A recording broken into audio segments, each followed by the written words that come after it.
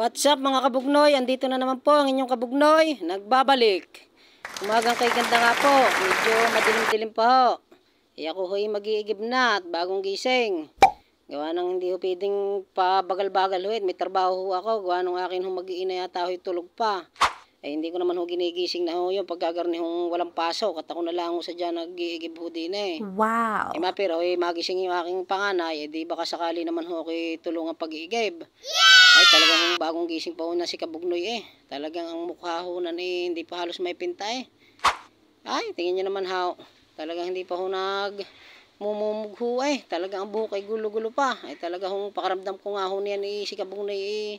Parang nananaginip pa ho eh. Kaya ho medyo madilim pa. Di mga 5:30 ho siguro ito ng umaga eh. Kailangan na hong bumangon ni Kabugnoy. At tatrabaho pa ho. Ay yan naman ho medyo naliwaliwanag na ho. Yung kuhang yan ho. Kala nyo din naman nasa paraiso eh. Wow! Kailang hakot na ho na si Kabugnoy. Aba ay talagang parang hindi yata nga ho ako tutulungan ng aking bata at hindi pa ho nabangon. Di binuhat ko na ho. Alang naman hong intayin ko pa. Di tatanghalin ho lalo si Kabugnoy. Baka naman ho pag tinanghali madadali ho kami ng aming amo. Ay ayun na pala ho yung aking anak. Abay talaga parang naawa din ho kay Kabugnoy. Para tutulungan niya din ako mag-igib. Ari naman ho kailangan ho namin tuwing maga pagka nag-igib. Gawa ng gamitin ho ito dito sa amin, panligo ho ng bata, at saka ho gamit ho sa banyaw, pambuhos. Ay yung mga gamitin pa ho namin sa pagluluto. Ay buti na lang ho rin aking binata ay parang nagising na ho. Ay, tingnan nyo naman ho aking binata ay parang mas malaki pa ho kay Kabugnoy. Ay ang problema lang nga ho ay hindi pa nga ho masyado pwede natin pirsahin yan. At yan naman ho 12 anyos pa lang. Ay si Kabugnoy naman ho kahit ho karning maliit rin naman ho talagang sanay na din ho at medyo maliit niya lang ho pero talagang may edad na rin ho. Di niya ho si Kabugnoy parang itsura yan ho ang kamukha nito. Ay akala mo yung kamukha na yata ito ni ni Chita kung may kaunti pa. Ay talaga naman talagang ng katawan ni Kabugnoy bago pa tumarbaho ay talagang dito lang sa bahay mapapalaban na ho. Kita nyo naman ho kung gaano kasipag ho wala naman ho talaga magkukusa. Sabi ko nga medyo maliwanag na din ho. Di ako naman ho pagpapatuloy ko na ho ang gawa at wala pa naman ho mga ano pa lang ho, alas 6 pa lang ho. Di ako naman muna magwawalis at napakakalat din ho gawa ng mga laglag hong dahon. Alam nyo na ho kung may kaunti pa nga ho talagang sasaidin ko pa ho dun sa likodan. Sabi ko nga lang nako hindi na. Kung naka-score, baka sakali pa ho.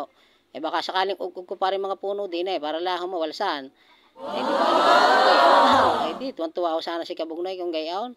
Di ari na lang ho akin muna wawalhin pistong aret. Ari naman ho pag natapos saka madami pa rin ho akong gagawin bago pa ho makaligaw. Talagang kailangan ho sa iduhang walis nito.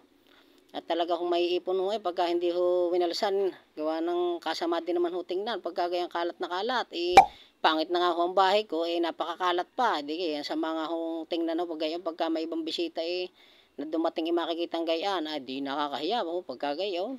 Kita nyo naman ho. Talaga namang parang nagkakaitsura na ho si Kabugnoy, na araw na ho kaya na ho talaga walang-wala nung madilim-dilim pa. Talagang bago makapagwalis ho, ay talaga namang lintek. Kung sabi ko nga ho, kung may tupad pa, ako ho'y sasali. Ang problema ho, wala na yata ho kung meron, ako magpipresenta ho. Isalin nyo naman ho si Jefferson Galit sa tupad. Para naman ho iba-iba. Talaga hong sayang din niya ho makukuha. Balita ko malaki na ngayon nakukuha sa tupad Nasa 5,000 na yata ho ngayon. Dati yata ho nasa 4,000 lang. Di malaking bagay din ho yaw sa pang-araw-araw pag nakakuha ng tupad. Sabi ko nga, dito na lang ho ako tutupad. At baka sakali ng pag may premyaw, di nagwawalis na nga ho. Sabi ko nga magaling sa kalsada, dito hindi kayo mababangga, dito lang sa bakuran. Yes! Yan yun, nangalin ho si Kabugnoy, yung ganaman hong mag-igib, tapos bumarat ho ng pagwawalis. Ang laki ho ng tiyang, kita nyo naman. Pagka may minsan niya ho mag-gym na at nakakahiya na ho sa manonood natin kaya pala naman ho kanina Kabugnoy, nung si Kabugnoy may naamoy na mabahaw. Nako, yun pala na may hinahanap ko yung pala naman bunga nga ko ho. Ang lintik muna bago ho gumawa uli ng iba kailangan muna ho mag-toothbrush ni Kabugnoy. At talaga naman, nakakarumi na ho ang naamoy Kala nyo may naamoy na kakaiba. Matindi ho pag gayon, hindi ko na ho kayang tiisain. Kailangan muna ho mag-toothbrush ho ni Kabugnoy.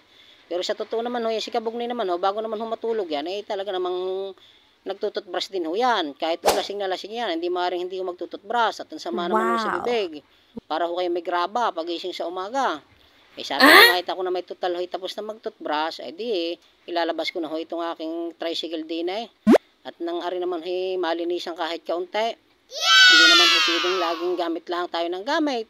Kailangan naman ho pag may sinimi ating gamit, ating mo mahalin. Hindi yung puro asawa lang ang hihimasin. Minsan naman ho ari namang tricycle, nang ari naman ho hindi magtampo sa atin.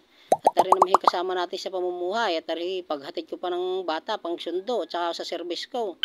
Ay hindi naman ho pipiting ako magtatampo sa akin itong motor. Baka humamay masira. May hirapan ho si Kabugno. Hagyan na humadika.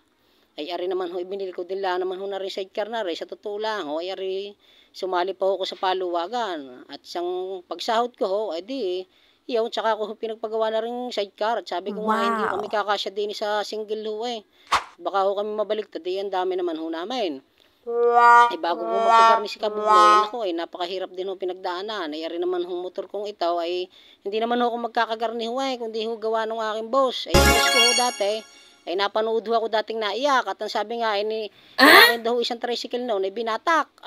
Naawa ho sa akin. Sabi nga sa akin, wag na daw ho kumuha ng hulugan. At ibibili na lang daw si Kabugnoy ng cash. At doon ko na lang ho sa kanya babayaran. Sabi ko, mas maganda nga ho yun. Alam nga naman hindi pa pumayag si Kabugnoy. Sabi ko siya, boss, okay na ho yun. Nagpapabili na ako sa inyo. Kasama ho namin nung kami binili namin yun at siya ho pumili na ho. Nang gusto ko pa nga ho nung unay badya. Alam nga naman ho ako magpilian pa. Ang gusto ho ng boss ko Supremo. Kita niyo naman ho. Sawa naman ng Diyos ho. Hindi naman ho natirik pa. Talaga namang hasping-haspi ho lagi yan. Ayan ho, medyo nagutom na ho. Bago na ho si Kabugnoy naan, hindi ko na ho pinakita yung pagligo ko at baka naman nakakahiya sa inyo. Baka naman mamaya may ginagawa ako dun mabidyuhan nyo, hindi ho pipiliyon. Baka humabantaw sa Facebook. Kita nyo naman si Kabugnoy. Kahit anong dami ng ginawa na kanina, kita nyo, pang ulam, tatlo-tatlo ho, may adobo. Mayroon pa ho diyan longganisa bagaw, dila-dila. Tapos may pritong talong ho yan. Kaya lang, medyo napasuwa ko diyan at talagang hindi naman ho akalain na yung palang kanin sobrang init. Talaga naman ho, review naman ho, kahit naman ho okay maraming nagawa, kita nyo naman ho aking misis. At talaga nung natapos ako sa gawain pinag-prepare na ho ako ng pagkain, mamimili-mili ho ngayon. Kung hindi nga lang ho, sabi ko nga ho, umay na ho sa sugpo at saka limpo, baka ihain pa ho. Sabi ko, wag na naman ho, at talaga namang okay na ako sa garning pang ulam, saka na lamang yun at nakakaumay din ho pag minsan. Kaya sabi ko, may okay na sa akin yan. Pagpasensyahan nyo na ho si Kabugnoy, at talagang pag kumain ho yan, medyo matagal. At gawa ng ninanamnam hong maigi na yan, yung kung saan ho yung kanyang bibig ho, hindi niya basta nilulumod. Yung parang tinitignan ho kung gaano kasarap talaga yung luto na pagkain. Sabi ko nga dyan, siya, para rin mabilis, nalalagyan ko na nasabaw ng kape. Nilagyan ko na ho, nang malunok na ho natin at tatanghaliin ho. Baka pag tinanghali, magalit ho ang aming boss. Kami dapat alas 7 na doon ho sa budiga at baka mamaya kami madali na naman. Dapat ho kasi daw kahit daw ho isang sa aming mga boy, dapat ho meron daw hong mauna doon. At pag dumating na lang yung mga yun at kung may gagawin pa, umuwi muna daw ho saglit. Para naman ho may tao doon sa budiga namin. Gawa na pag minsan may loko-loko din magdadala, mahirap na ho nagre-resibo ho ng kanya. Ayan ho, at talagang minamadali na nga ho ni Kabugnoy, nainom na ho ng tubig. At talagang loog na. Naman ho, pagpasok ng trabaho okay na okay lagi si Kabugnoy. Kita nyo naman ang buhok. Talagang bagong ligo hindi pa nagsusuklayan. Pero sa waring yan, magsusuklayan na si Kabugnoy. Kita naman, nakaharap na sa salamin. Para din naman si Aldin, Richard na ho. Totoo nga lang ho, ba't yan? Hindi, nakaw nung humarap po, hindi pala na Aldin Richard. Chitae nga yata ho. Kita nyo naman ho, hasbing-hasbing yan. Aba. Si Kabugnoy pati ho, mukha lang humabaho ang pangalan na yan. Pero sa totoo ho yan, hindi ho napasok yan ng hindi nagpapamangaw. At nakakahiya din naman ho sa magdadala. May pagkiss pa nga sa anak at saka sa asawa. Yan naman ho, pampabuenas lang. Para naman ho madaming dumating na niyog. Alam niyo naman si Kabugnoy, pag maraming niyog, talagang di maganda-ganda ho ang kikitain na yan. Pero paano ba yan mga Kabugnoy? Hanggang dito na lamang po ang aking video. Sana po'y nagustuhan ninyo. At kung nagustuhan nyo po, paki-follow and share naman po. Maraming salamat po. Paalam!